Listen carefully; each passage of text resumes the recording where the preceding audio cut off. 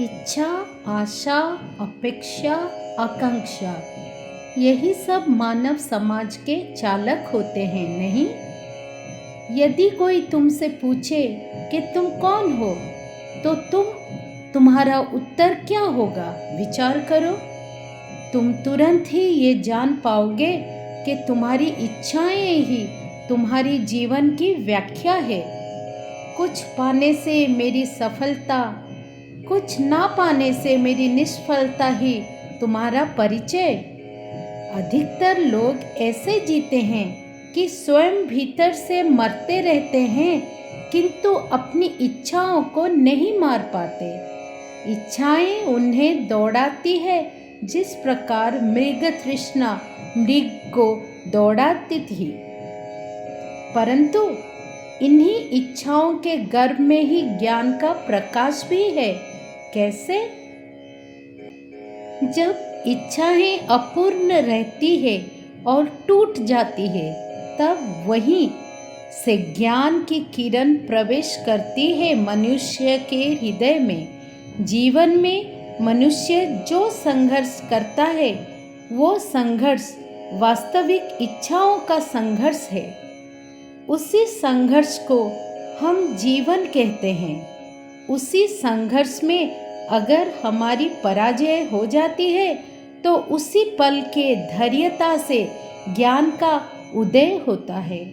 अगर विजय के अहंकार में मत हो जाओगे, तो वहीं से अज्ञान रूपी अंधकार भी उत्पन्न हो जाती है।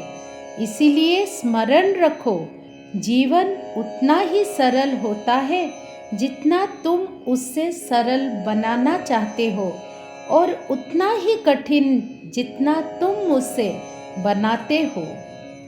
हम सबको लगता है ना कि सुख के पल, आनंद के पल कितने जल्दी बीत जाते हैं, और दुख और कठिन समय कितने धीरे धीरे बीते हैं। वास्तविकता में समय वही है, केवल ये हमारा भाव है कि कौन से पल कैसे बीता। स्मरण रखो, समय बुरा हो या अच्छा, वो बीत ही जाती है।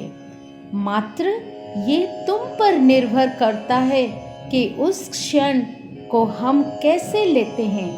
हमें अक्सर ये लगता है कि ऐसे मेरे साथ क्यों हुआ, ऐसा हमेशा मेरे साथ ही क्यों होता है, मेरे साथ कैसे हो सकता है? भैया, समय अपना चक्र घुमाता रहता है। हर घटना परिघटना हर किसी को वैसे ही भोगना होता है। हाँ, किसी को छोटे पैमाने में ही सही, सुख और दुख हर किसी को बराबर होता रहता है। ये तो दिन और रात जैसा एक समय का चक्र ही तो है। मात्र ये हम में निर्भर करता है कि किस समय को कैसा महत्व देना। नवरात्रि के आज का दिन काल रात्रि के नाम से जाना जाता है।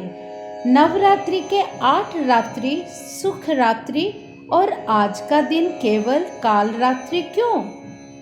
और 9 रात्रि के मध्य में ही काल रात्रि क्यों? इसका अर्थ है कि जीवन के चक्र में भी हर सुख के क्षण के बाद कष्ट का थोड़ा समय झेलने के लिए हमें सजग रहना होगा। सुख के रात्रि 8 और काल रात्रि 1, इसका मतलब जीवन में बहुत सारे सुख के पल होते हैं जिन्हें हम बेफिक्र होकर व्यतीत करते हैं। इसीलिए उस समय का बीत जाना हमें महसूस ही नहीं रहता, किंतु कष्ट के समय हम हर क्षण को महसूस करने लगते हैं, प्रत्येक क्षण की सूझ रखते हैं। इसीलिए कष्ट के समय हमें लंबी लगती है। हर काल रात्रि के पश्चात सुखद रात्रि आती ही है। कैसे अपने मस्तिष्क पे धारण करें, उसमें निर्भर करता है। जीवन के सुखद समय का स्मरण करो। तो तुम्हें ये अनुभूति होगा कि जीवन में मैंने इतने सारे अच्छे समय को व्यतीत किया, उसका आनंद उठाया, तो दुख की काल रात्रि को तुम सहज ही व्यतीत कर लोगे। नवरात्रि संदेश भगवान श्री संजय साई बाबा। जय साई राम।